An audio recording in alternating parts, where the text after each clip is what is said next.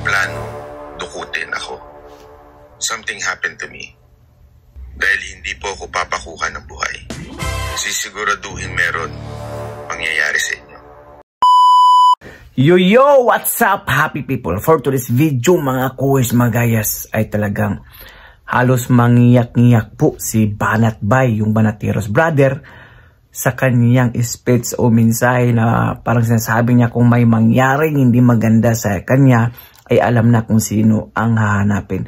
Dahil nais po daw siyang dukutin ng isang ahensya o secret agent, NBI ba ito, police. So para po talaga maliwanagan tayo, panoorin po natin tong video na ito. So without further ado, let's begin. Magandang araw sa inyo mga kababayan. Gusto ko lamang po na i-update kayo sa issue nitong threat. No, isang araw diniscuss ko na po ito sa inyo pero hindi pa ho kompleto. Dahil akin po itong pinag-iisipan kung nararapat ba na gumawa ako ng video just in case may mangyari. Ganito po kasi kwento nun. Nung panahon na tayo po ay nagdi-discuss patungkol po kay una kay Bantag, meron na po akong natatanggap na threat through emails, texts, and calls. Sinasabing huwag mo ituloy yan kung ayaw mo sumunod kay Percy Lapid.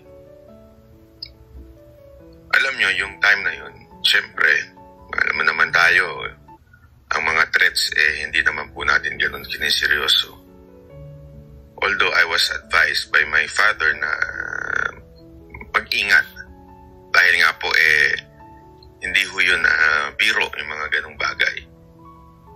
Siyempre sa loob-loob ko, may part na natatakwa ako kasi ako'y simpleng vlogger lang naman po. Hindi naman po tayo yung mga big time.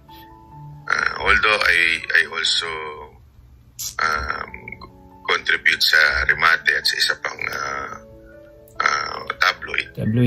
Gayunpaman, hindi ko ito masyadong tinitake seriously. Pero gumawa na po ako ng mga hakbang for my security. And hanggang sumunod yung kay Tebes, and napipikon talaga itong taon to. Alam niyo na kung sino yung tutukoy niya. So tumitindi yun until noong December. Sabi ko nga po sa inyo when I was in Japan, kung ano-anong call, as in at least 10 calls a day ang natatanggap ko with different numbers. Sabi ko baka naman pinagtitripan lang ako nito, ganito. And itong January,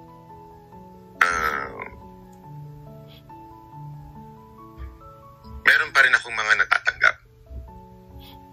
Okay lang. Sabi ko, sige, okay lang. Until last night. Na kaya nga po, ginagawa ko na po itong video na ito. Alam niyo po, sa totoo lang, I don't like doing this kasi lagi ko naman sinasabi ito sa inyo, yung mga lalo na yung mga Banateros, di ba?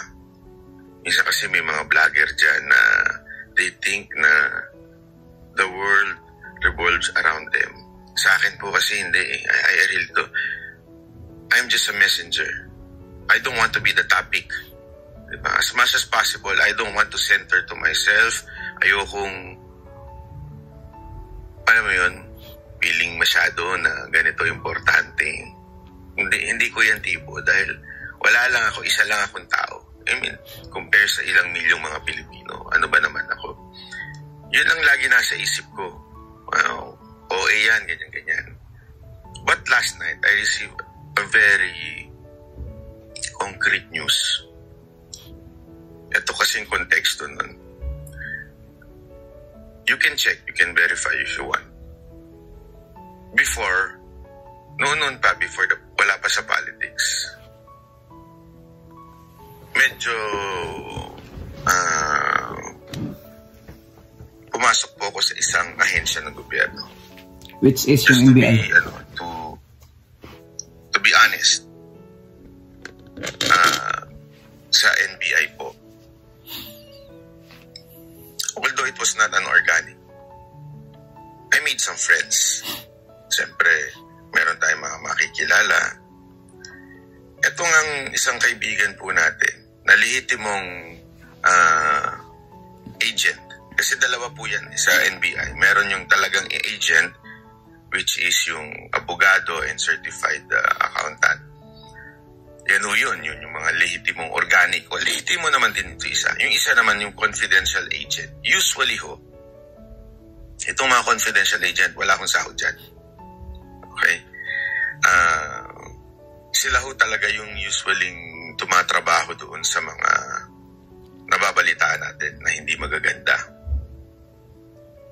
So, itong friend ko na organic agent, nagsabi sa akin yesterday na merong mga CA, di umano, o yung confidential agent, di umano daw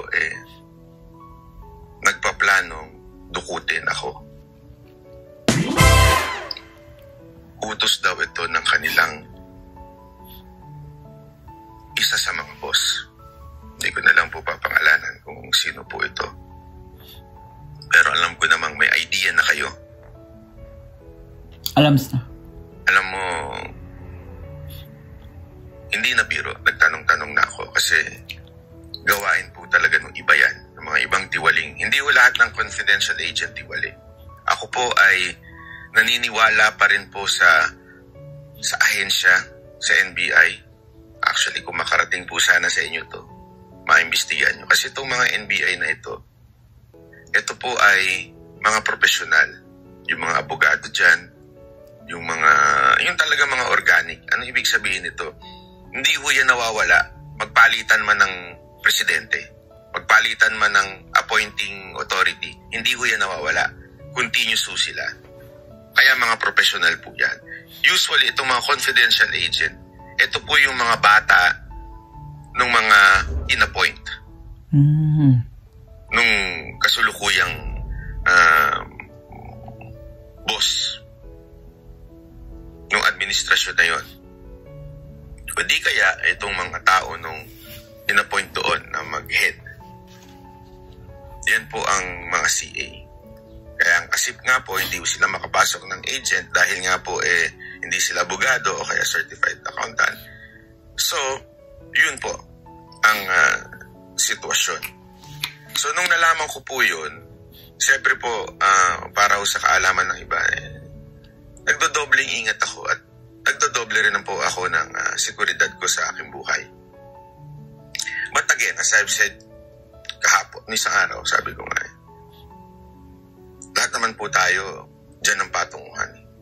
Diba? Ako naniniwala ako dyan Yan ang isang bagay na pinaniniwalaan ko with all of my heart.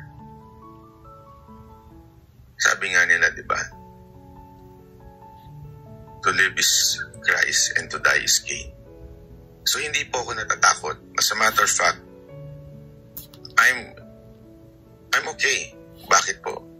Di tapos na ang problema sa mundo na ito. Kasama mo ng Panginoon. Again, I'm not, ulitin ko, hindi ko po sinasabing ako'y banal. Pero tinanggap ko ang kapatawaran na binigay ni Kristo sa akin. At ako yun ay sapat na para maging secure ako sa aking eternity.